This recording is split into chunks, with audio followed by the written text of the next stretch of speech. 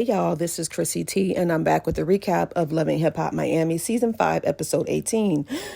So the episode opens up with Florence. Man, we find out she is a liar. She did, in fact, sleep with her own husband and had to lie about it. Not only that, she's not the rich bitch after all. In fact, she's broke. She hasn't paid the rent at her beauty bar. And she's upset with Marlon because she said he humiliated her at her launch party.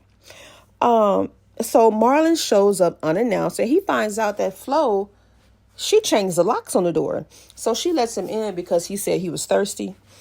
And in a few minutes, he ends up getting his ass kicked out. So she's accusing him of ruining her life and her reputation.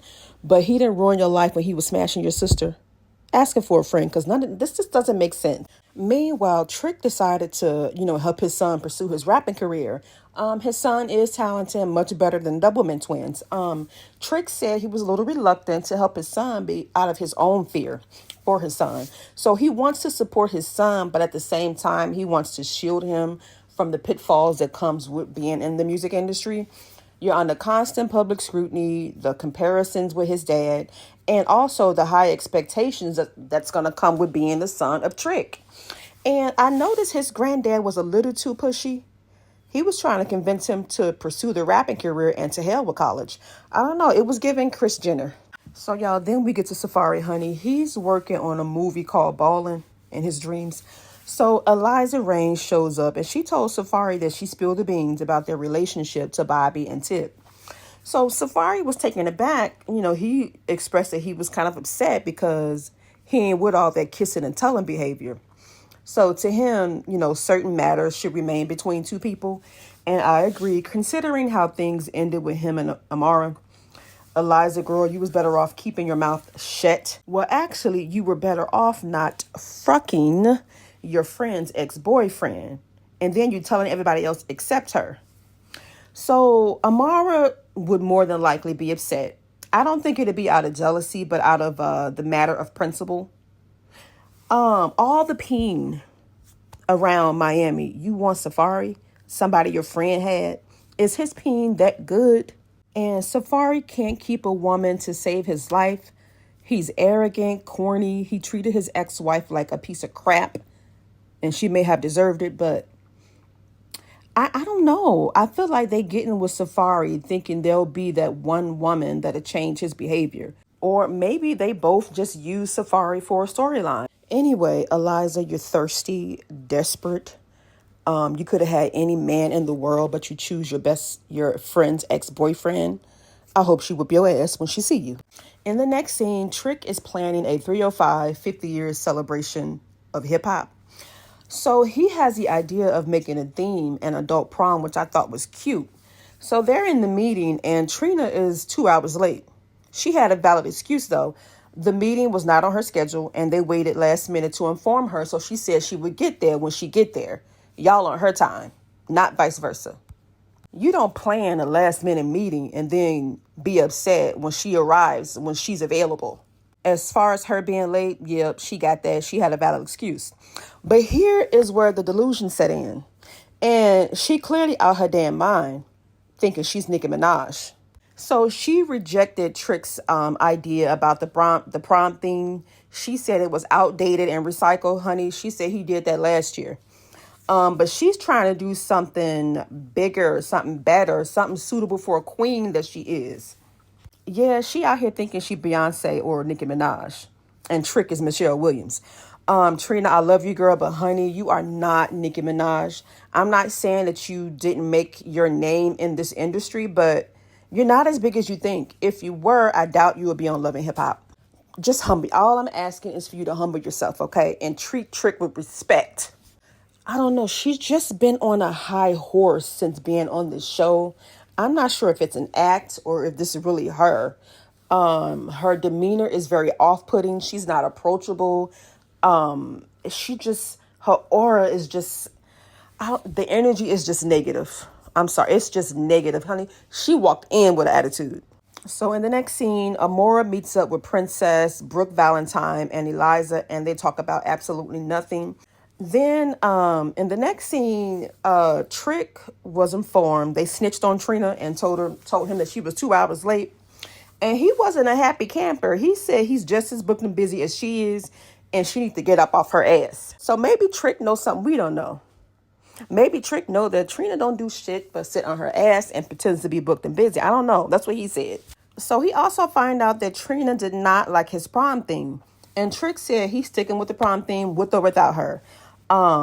He then said when he see her, it's on site. He gonna check her. So Trick asked the organizer or the producer if they can move forward without Trina, and he said no. And this is the reason why Trina thinks she's Beyonce or Nicki Minaj. She's being put on this pedestal. Yes, she made her mark in the industry, but it ain't about her. It's about everybody as a group, as a unit. So Trick decide he just gonna be petty and throw her ass under the bus. And he gonna let everybody know that Trina does not want to be a part of the hip hop celebration. So, yes, Trina does think she's Beyonce. However, at the same time, if he wants her involved in this project, I think she should have a say in it. He should definitely be open to hear her ideas as well. And there should be a mutual agreement as to what the theme will be. So, Trick, you trying to be a diva also by making a decision without her input. Okay, moving on to Shay and Fabo. Fabo thinks that Shay should have told him that she lost a baby. And I agree. If you're going to invite him to the hospital, why not tell him why he's coming? Okay, what was the reason you didn't tell him? I don't understand that. I can't think of a reason as to why she would invite him to the hospital, but not tell him she lost the baby. Okay. So she said she was trying to deal with it by herself, but realized that she couldn't. So she started questioning God. Why me? Why did God allow her to lose her baby? And I'm thinking, well, maybe God heard what you said to your mother. You were planning on having an abortion. I don't mean to sound insensitive, but I won't allow her to play on the viewer's heartstrings. You said you didn't want the baby, and God heard that. I don't know. And maybe God knew what type of man Fabo was, and he didn't want you to have to deal with that a second time around. I don't know. So then she tells Fabo that she didn't like how Fabo came at her mom, and she didn't agree with the tone that he had with her. Now, we've already discussed last week that her mother was the aggressor. Yes, Fabo could have watched his tone. At the same time, her mother could have watched her damn mouth.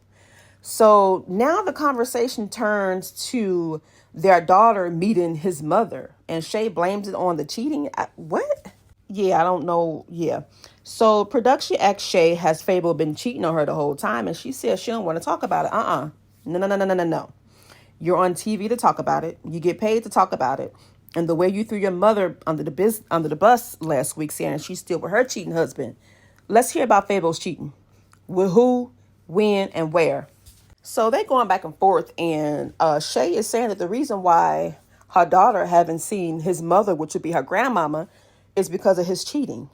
So they're going back and forth, and then she finally gets up and goes out of the room and said that the reason she lost her baby is because of the stress that he put her under. If a man is causing you stress like that, you have to prioritize your peace of mind and your mental health. Sometimes holding on to a relationship just for the sake of saying, I have a man, it can be really stressful for you. Get rid of the dead weight. Get rid of the stress. Your mental health should always come first. And I get it. It's easier said than done. So in the next scene, we see Ray J. Marcus is back in Miami, and they're meeting up with Safaree. And the growth in Marcus is awesome. He said he wanted to change for himself first, and his daughters and his wife. I love it. He then says he's a life coach, a relationship coach, and said he haven't had a drink in 3 years. Maybe he could be an example to Safaree and Ray J. So Safaree told Ray J and Marcus that he fucked Elijah after he just told Elijah not to say anything and keep it between the two of them. Make it make sense, Safaree. So Trick has a meeting at his house, and Beyonce is late again. Trina is late again. She showed up 4 hours late, and you know what? Trick said he had enough. He left. He said he had stuff to do. So Trina has the audacity to get upset because Trick left. So she FaceTimed him, and he lets it be known, listen, if you're late again, we're moving forward without you, period. Meanwhile, Flo shows up and tries to apologize to her fake girlfriend, Claudia. And we found out that Florence is not a rich bitch after all. Claudia gave her money to help with her rent at the Risque or whatever it's called.